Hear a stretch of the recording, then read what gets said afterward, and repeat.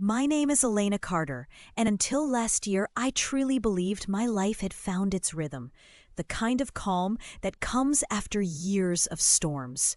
I had a husband who smiled whenever I walked into the room, a home that smelled of coffee and polished wood, and a future that felt steady, safe, and quietly beautiful. But life doesn't always end things in explosions. Sometimes it unravels like a thread caught on a nail, a soft, slow tear that you barely notice until the fabric of everything you love is hanging loose in your hands. This is my story, a story about betrayal, about dignity, and the choice that changed everything I thought I knew about love. Scene 1, the funeral. The morning of the funeral was silent. Not the peaceful kind of silence that sits with you in comfort, the heavy kind that presses on your chest until breathing feels like effort. The house was filled with the smell of lilies. They were everywhere, crowded on the mantel, the dining table, even the hallway floor where the vases couldn't hold any more. Each blossom seemed to whisper, "I'm sorry," in a language only grief could understand. Outside, the sky hung low and gray. Neighbors moved like shadows, their umbrellas bending against a lazy drizzle. Inside, I stood by Richard's photograph, a smiling man in a navy suit. The same suit he'd worn to our anniversary dinner 2 years ago. I remember teasing him then that he looked like a politician. He had laughed, lifted his glass, and said, "Then you must be my most loyal voter." Now his picture smiled at me from a table of candles, and that same voice was gone forever. Guests came in a quiet stream, black suits, lowered eyes, arms wrapping around me in gentle, uncertain embraces. I thanked them with a voice that didn't feel like mine. Someone said he was a good man. Another whispered, at least it was quick. A third pressed a casserole into my hands, as if grief could be fed away. When the service ended, the last car pulled away, and I was left in the doorway of our house, listening to the rain begin again. It hit the roof in steady rhythms, and for the first time, the sound felt lonely. That night, I slept on his side of the bed, hoping the pillow still carried his scent. It didn't. Only the faint trace of laundry soap. Clean, empty, forgettable. Scene 2, the will. 3 weeks later, I sat across from Mr. Danvers, Richard's lawyer.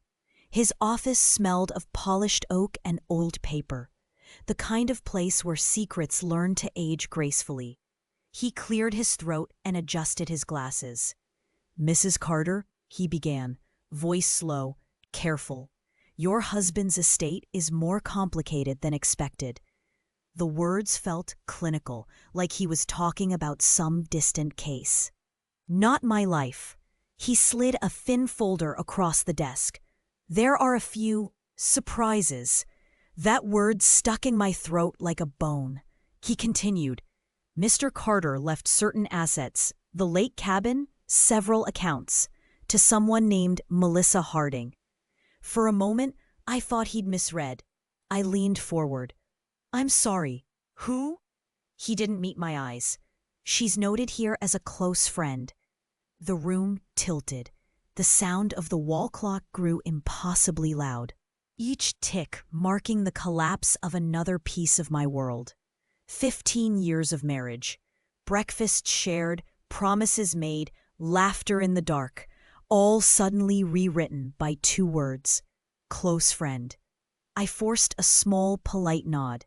"Is that all?" I asked. My voice didn't shake, and that frightened me more than anything. When I left the office, the sky had cleared. Sunlight hit the windshields of parked cars, blinding and cruel. I sat behind the wheel and let the heat soak into my palms until the first tear finally slipped down. Scene 3, the discovery. The next day, I drove to the address printed in that folder. The city blurred by. Traffic lights, coffee shops, people holding hands, living ordinary lives. Each one felt like a stranger to the world that had just ended inside me. The address led to a modest brick apartment on Maple Lane. Flower pots lined the window ledge. A child's bicycle leaned against the railing, kink streamers faded from sun. The mailbox read M. Harding. I stared at the name for a long time before climbing the stairs. My heart thudded like it wanted to escape. The door opened after the second knock. A young woman stood there, maybe 30.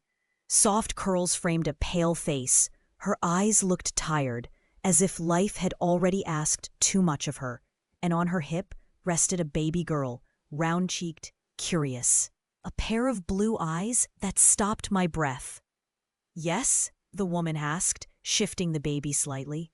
For a second, the world fell silent again, because those eyes, they were Richard's, the same deep ocean blue, the same small dimple beneath the left one when she blinked. My lips parted, but no words came. Whatever question I'd carried all this way evaporated. I simply turned, descended the stairs, and walked back into the blinding daylight. In the car, I sat for a long time, hands gripping the steering wheel until my knuckles went white. I could hear the faint laughter of a child through the open window. And I realized that some truths don't scream. They whisper, softly, devastatingly, and you hear them for the rest of your life. That night, I couldn't bring myself to turn on the lights. The house felt foreign, every shadow too deep, every familiar shape somehow altered. The silence was thick, alive, breathing around me. Richard's coat still hung by the door. His umbrella leaned against the wall, the one he'd forgotten to take the morning he died. I stared at it, that stupid umbrella, and suddenly felt a heat rising from somewhere I didn't recognize, a trembling, choking fury. How could he leave me like this?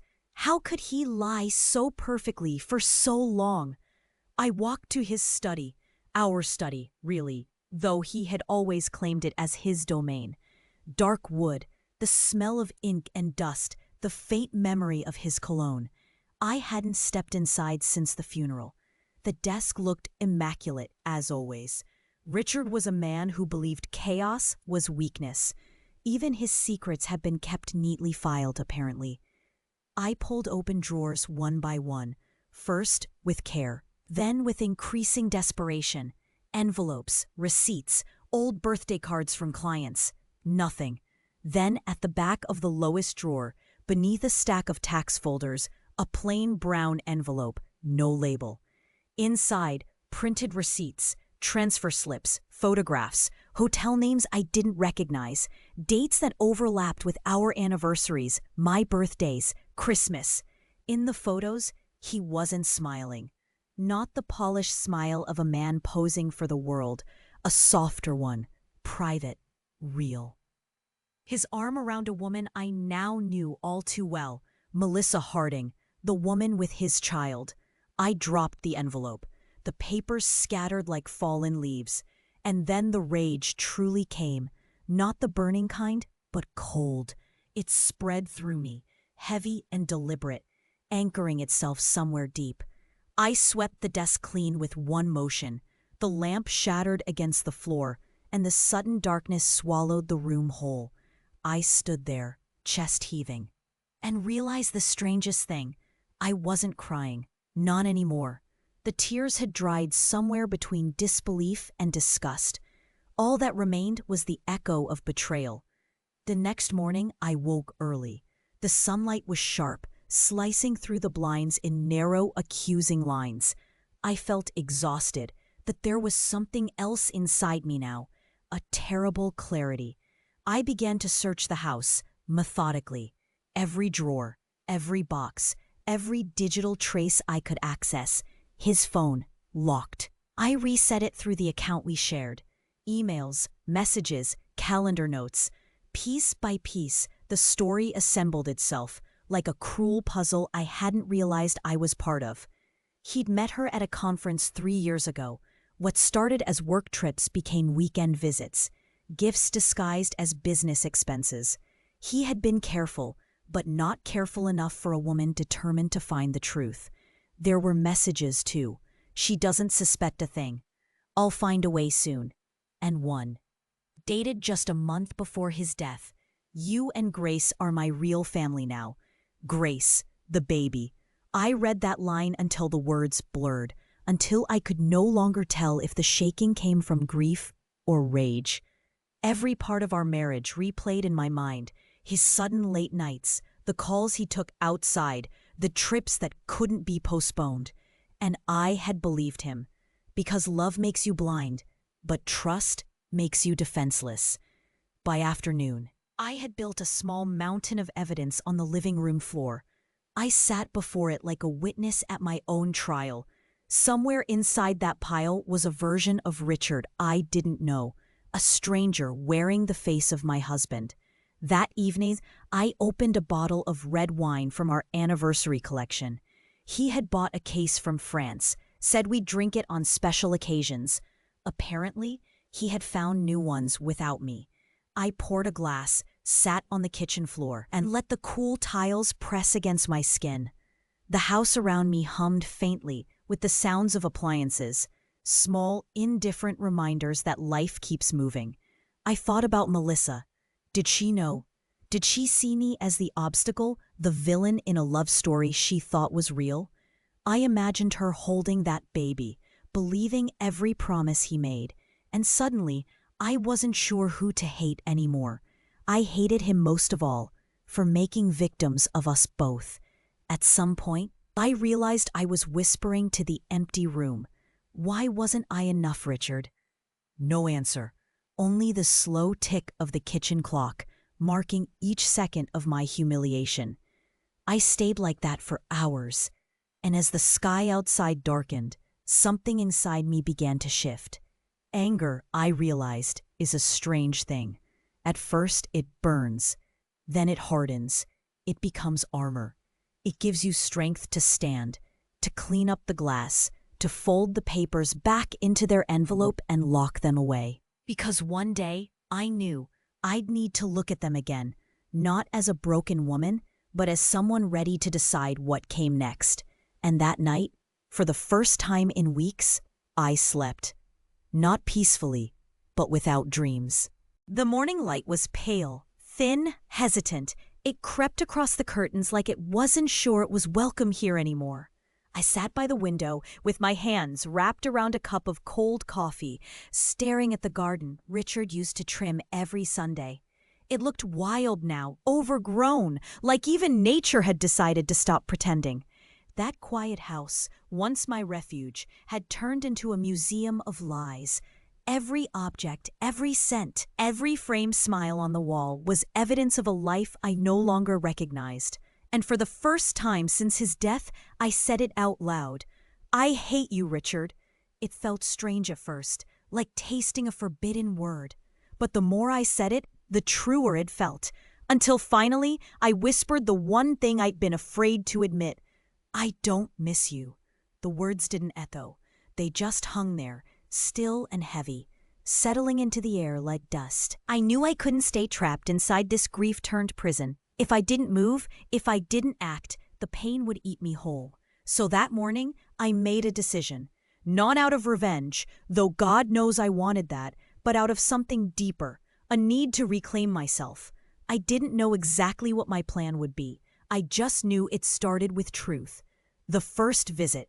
2 days later, I drove back to that small apartment on Elm Street, Melissa's apartment. This time, I didn't park across the street like a coward. I parked right in front. The baby stroller by the door confirmed what I already knew. They were home. When she opened the door, the look in her eyes said she hadn't expected me to come back. Fear, guilt, confusion. It all flickered there in an instant. Elena, she said softly. My name. Like she had practiced it in her mind. I didn't wait for an invitation. I need to talk, I said. She hesitated, then stepped aside. The apartment smelled of baby lotion and laundry detergent. So different from my house, sterile, perfumed, expensive. This place was alive. The baby, Grace, sat on the floor, surrounded by toys. She was giggling at nothing, like only babies can. It hurt to look at her, not because she was his child, but because she was innocent of it all. Melissa poured tea, her hands trembling slightly. When she finally spoke, her voice cracked. "I didn't mean for any of this to happen." I almost laughed. "People like us never mean for it to happen, do we?" She looked at me, tears in her eyes. "He told me you were separated." I said nothing, just let the silence sit there, pressing between us until it became unbearable. When I finally spoke, it was quiet, calm in a way that scared even me. "Did you love him?" She nodded, almost ashamed. "Yes, I think I did." "And did he love you?" "I don't know." Her honesty stung more than any lie could have, because deep down, I realized I didn't know either. The truth beneath the ashes. We talked for hours, not as rivals, but as two women who had both been lied to by the same man. I learned more about Richard that day than I had in 15 years of marriage. How he'd tell her he was trapped in an unhappy home. How he'd paint himself as the victim, the poor man whose wife had grown cold, distant, the man who just wanted to feel alive again. It was almost poetic. How easily charm could become cruelty when wrapped in self-pity. By the time I left, the sky had turned gold with evening. Melissa stood at the door, holding Grace in her arms. The child reached for me, tiny fingers curling around the air between us. I didn't take her hand, but I smiled. A small, sad smile that wasn't forgiveness yet, but maybe the beginning of it. As I walked to my car, I realized my plan wasn't about destroying Richard's memory. It was about freeing myself from it. I couldn't undo what he'd done, but I could decide what kind of woman I'd be after him. So I went home, opened my laptop, and began writing. At first, it was just fragments, lines of thought, questions, pieces of confession. But soon, the words began to flow, and with every sentence, a little of the bitterness drained away. I was writing my story, not his, the awakening. Days turned into weeks. The house grew quieter, lighter somehow. I donated half of Richard's clothes, sold his car, kept only his watch, not because I wanted to remember him, but because it reminded me of time. How precious, how fragile, how easy to waste on the wrong person. Every morning, I'd wake at sunrise, make tea and write, not for anyone else, just for me. At first, the words hurt. Every memory reopened a wound. But pain, I learned, is just truth refusing to stay buried. Sometimes I'd stop and stare at the garden. The wild roses had grown taller than ever, their thorns catching the morning light. I realized they were surviving just fine without tending, stronger even, and maybe I could too. The letter. One afternoon, I found an old envelope in Richard's handwriting, hidden inside a box of winter scarves. It was addressed to me. No stamp, no date. My hands shook as I opened it. Inside was a single page. "If you're reading this, I'm sorry, not for loving her, but for not knowing how to stop lying. You were my peace, Elena. She was my escape. And I was too weak to choose between them. No excuses, no begging for forgiveness, just a confession, raw and cowardly at the same time." I folded the letter carefully, placed it in the fireplace, and watched it burn. For the first time, the flames didn't hurt to look at. The beginning after the end. That night I sat outside under the stars. The air was cool, the world quiet, and for once, I didn't feel alone. I thought about all the women like me, women who'd built homes on foundations of trust, only to watch them crumble. Women who were told to forgive, to move on, to smile and carry the weight of someone else's lies. Maybe that's why I was writing, not for closure, but for them, for every broken voice that never got to speak. So I made a promise to myself to tell my story and others like it, so none of us would ever feel invisible again. When I finally went inside, the house didn't feel haunted anymore. It felt mine. And as I turned off the lights, I whispered to the darkness, "Goodbye, Richard." The silence that followed wasn't empty. It was peaceful. Years passed, quietly, almost without announcement. Time has a strange way of softening sharp edges, not erasing them, just dulling the pain until you can hold it without bleeding. The house changed with me. The walls wore new colors, the garden bloomed again, and the air no longer smelled of absence. I had learned to live alone, not as a sentence, but as a kind of freedom. Writing became my ritual, my prayer. I published small stories under a pen name, never expecting anyone to read them, but people did. Letters began to arrive, women from different corners of the world who said my words made them feel less alone. Sometimes, when I read their messages, I'd smile and think, maybe that's what grace really means, not forgiveness, but finding peace in truth. One spring morning, while I was at the cafe near the old library, I saw a familiar face. At first, I couldn't place her. Just a flash of memory, a tilt of the head, the way she smiled at the barista. Then she turned, and I knew. Melissa, older now, her hair shorter, her eyes softer. And beside her stood a girl, maybe 8 or 9 years old, clutching a worn-out teddy bear. Grace. For a moment the air left my lungs. I watched them from across the room, unsure whether to approach or disappear. But life, it seems, has a way of circling back to the things we thought we'd buried. Melissa noticed me first. Our eyes met, and there was that same flicker, surprise, hesitation, something like guilt. But this time it was gentler. She whispered something to Grace, then walked over. "Elena," she said, almost breathless. "It's been so long." I nodded. "Yes, it has." She looked down, fidgeting with the ring on her hand. "I've thought about you often, about that day. I never really thanked you for not hating me." I gave a small smile. I think we both carried enough pain without adding more. Her eyes glistened. "She asks about him sometimes, her father. I never know what to tell her." Before I could answer, Grace walked up, shy but curious. She had his eyes, that same shade of soft gray that once felt like safety. But where his gaze had been proud, hers was innocent, unguarded. "Hi," she said quietly. "Are you my aunt?" The word caught me off guard.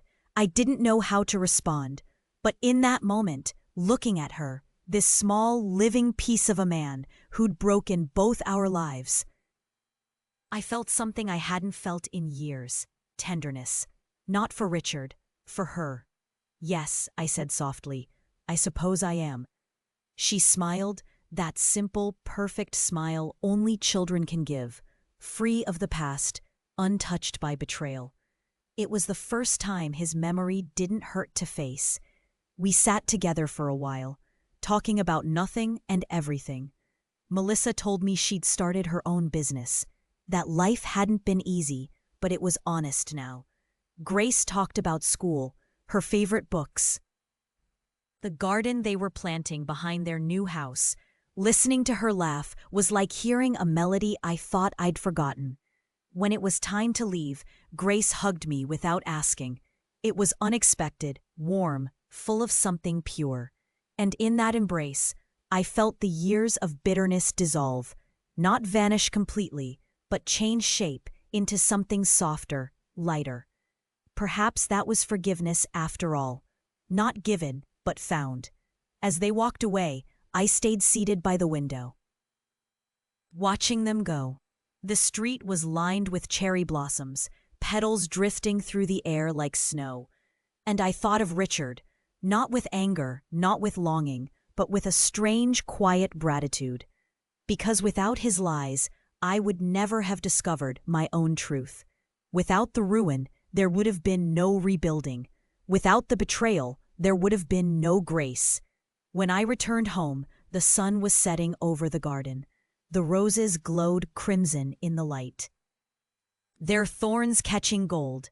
I stood there, feeling the wind move through the leaves, and whispered into the stillness, "Thank you for breaking me. I needed to learn how to put myself back together." And somewhere deep within, I swear I felt peace. Not as an ending, but as a beginning. Because sometimes the most beautiful chapters come after the story we thought was over. Sometimes life doesn't end the way we imagine. sometimes it ends quietly. In the pause between two heartbeats, in the silence after a goodbye we never planned to say, Elena thought her story was over the day she buried Richard, but endings have a way of disguising themselves as beginnings. Grief turned to anger, anger to truth, and truth, eventually, to peace. She didn't find it in revenge, or in answers, or even in forgiveness. She found it in grace, in the tiny hands of a child who carried both her pain and her healing, in the courage to keep living, even after love had betrayed her. We all have moments that break us, moments when the world we built crumbles beneath our feet. But maybe those cracks aren't where the story ends. Maybe they're where the light gets in. So if your heart is heavy tonight, if you're still standing in the ruins of what could have been, remember Elena. Remember that peace doesn't come from forgetting, but from learning to live gently with the memory. Because no matter how deep the wound, there is always a way to begin again. And sometimes the most beautiful beginnings are written in the ashes of what we lost.